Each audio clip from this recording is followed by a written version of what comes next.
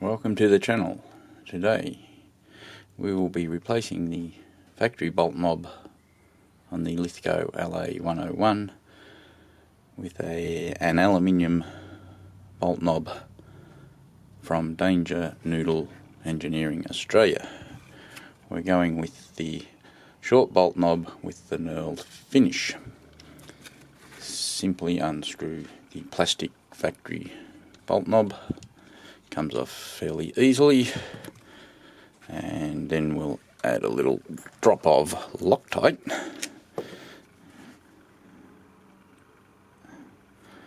and simply screw the new bolt knob on,